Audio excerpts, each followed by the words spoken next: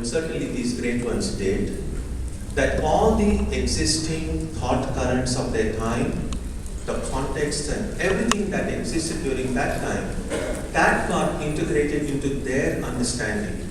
And when they studied the scriptures, what meaning came to them as a result of their sterling life that they had led, the practices they had done, and this brilliant intellect they had, and all the experiences they had gathered from their childhood, not just from philosophy, every influence that came, all that had to be harmonized in their heads, and then this integrated system of philosophy emerged from their commentaries. So in that way, it is possible to say that every great teacher is a samanvaya of his or her time. And we might say, therefore, that why do we have all these great teachers coming at different points? And that is because as in the march of history, context change, society changes, people's outlooks change, and therefore, periodically, we need these great teachers to come to once again gather all the influences and the historical realities of their times, to integrate them once again and reread the same text to see what meaning emerges from them. And so in that way of understanding, Samanvaya Vedanta is not a new phenomenon. It's a phenomenon that has been occurring throughout the Vedanta tradition. And when we think about it in these things as a big movement, in some ways, every one of us individually also have to have this samanvaya, this harmony within us at every level. Even at the physical level, the Indian system of medicine, Ayurveda, speaks about these harmonizing these three basic humors in the body, Vata, Pitta and Kapha. So there has to be harmony in the body, harmony in the mind. With this inner harmony, it becomes so much easier then to go to that highest harmony. In the Vedas, one of the ancient concepts in the Vedas is that of rhythm. Rhythm means that there is this very transcendent reality which is just filled with harmony. There is just truth and harmony there, nothing else. And when we speak about people being spiritually enlightened, that one way to describe that state of enlightenment would be those who tap into that highest harmonious rhythm of the entire existence, and that is rhythm. Now that concept of rhythm in the Vedas eventually evolved into what we today call as dharma. Unfortunately, dharma then had its opposite, adharma. And so then we fall into this polarities of dharma and adharma, good and evil, anger or love and hatred, and so on. And so we have to then negotiate our way through life, dealing with these polar opposites. At some point, we have to leave behind both dharma and adharma. In the Kathopanishad, Nachiketa, when he asks Yama, the god of death, to teach him that highest truth, he says, teach me that truth which is not only beyond adharma, but also beyond dharma. And so that highest state of harmony, that state of samanvaya, comes at that level. And so our session now will deal with that harmony. And then, as the earlier sessions, which had this a pivotal figure in the middle. For Dvaita, we spoke about Chaitanya, before Chaitanya, during Chaitanya, after Chaitanya, or Ramanuja for Vishishta Dvaita, and Shankara for Advaita in the previous session. So, the central figure in this Samanvaya Vedanta session is Sri Ramakrishna, who we see of our own times was the embodiment of that harmony. So we will have perspectives from Samanvaya, or this harmony before Sri Ramakrishna, how it manifested and so on, during his time or in his life, and then after Ramakrishna as well. And to us as individuals, we have to then see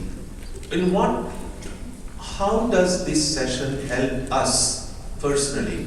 What do we hope to gain out of it?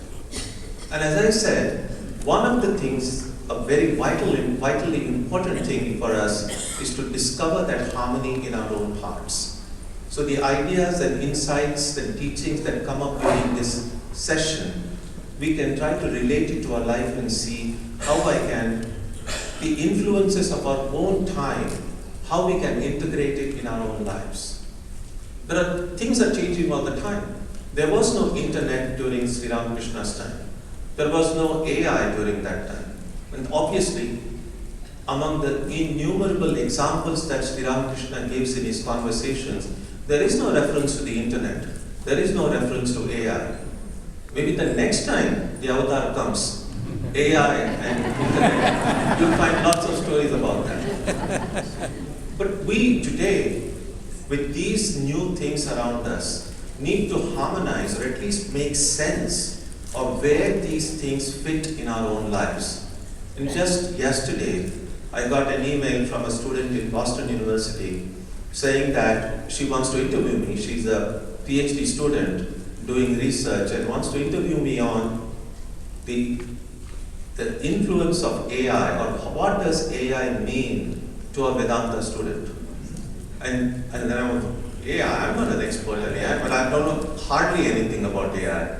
But then luckily for me, she just put a postscript to her message and said, no knowledge of AI is necessary for this. So that gave me some relief. But that's the reality. If we see ourselves as spiritual seekers, such questions will come. That these new technologies that happen around us, or these political and social movements that occur around us, how do I react to them? Do I just ignore them?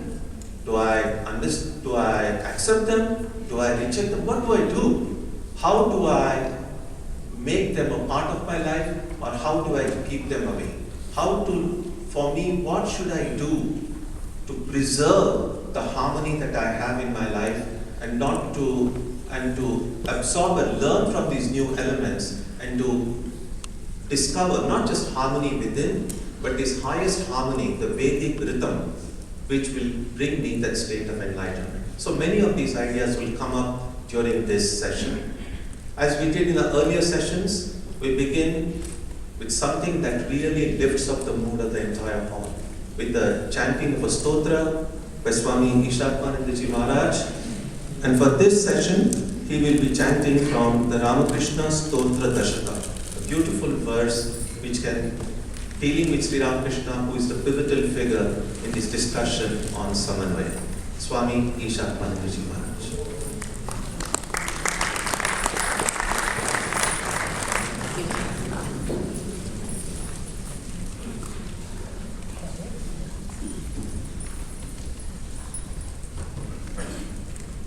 The direct disciple of Swami Vivekananda, he composed this. Brahma Rupa Adimatya Shesha Sarva Bhasakam Bhava Shatkahina Rupa Nitya Satya Advayam Bhagavanoti Gocharancha Niti Niti Bhavitam Tam Namami Deva Deva Rama Krishna Ishwaram Adideha Viharam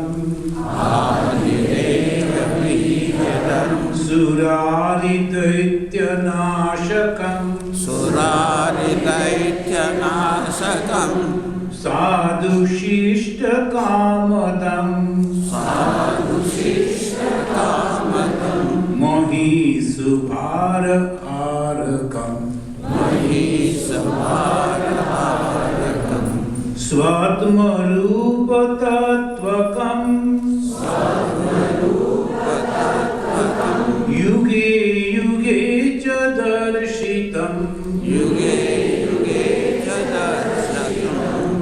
त्वं नमामि देवदेव रामकृष्ण ईश्वरम् सर्वभूत सर्गकर्म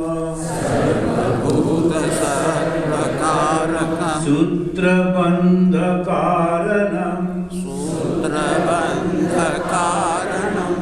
ज्ञानकर्म पापपुण्य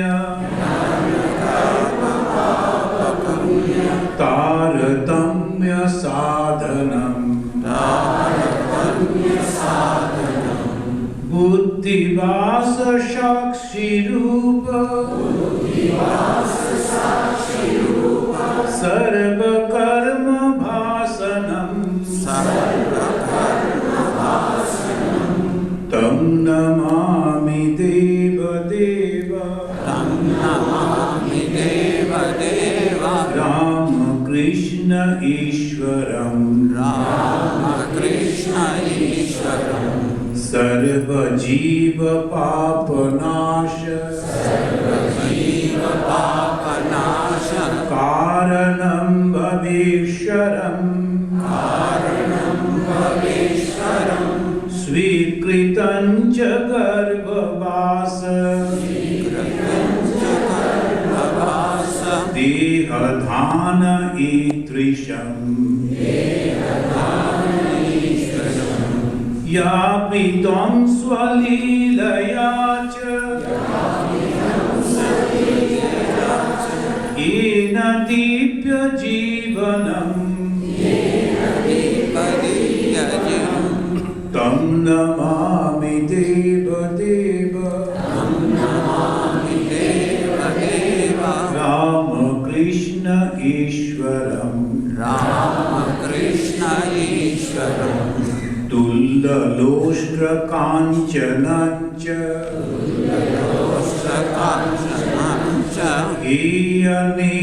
हेयनेयधिगतम् स्त्रीषु नीतमातृभाव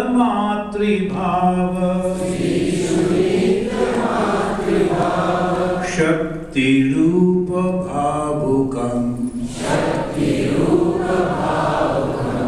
ज्ञान भक्ति भुक्ति मुक्ति शुद्ध बुद्धिदायकम् तं नमामि देवदेव रामकृष्ण ईश्वरम्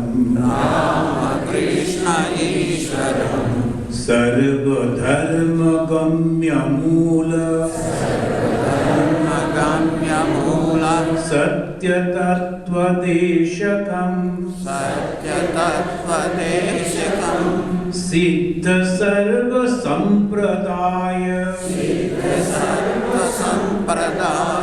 साम्प्रदाय वर्जितम् सर्वशास्त्रमर्मदर्शी सर्वविन्निरक्षरम् तं नमामि देवदेव रामकृष्ण ईश्वरम् चारुदर्श कालिका सुगीत चारु गायकम् कीर्तनेषु मत्तवाच्य नित्यभावविह्वलम्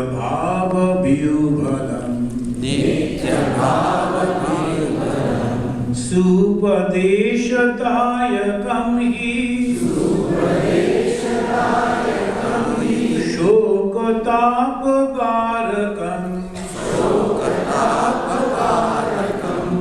तं नमामि देवदेव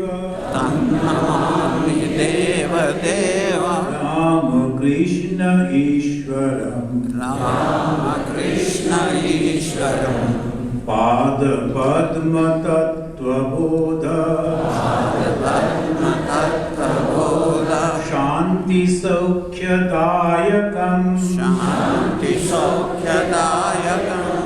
सप्तचित्तभक्तसूनो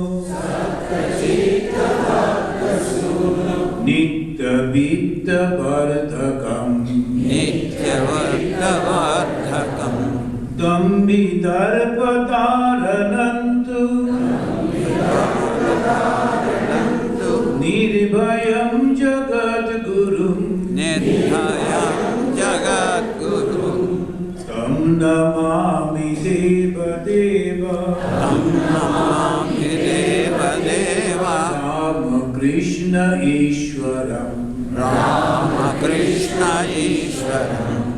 पंचवर्षकालभाव युक्तहंसरूपिणं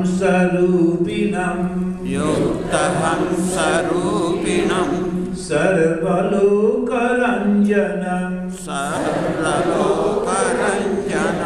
भवाप्तिसङ्गभञ्जनं शांति सौख्य सद्मजीव जन्म भीति नाशनम तं नमामि देवदेव रामकृष्ण ईश्वरम् धर्महानहारकं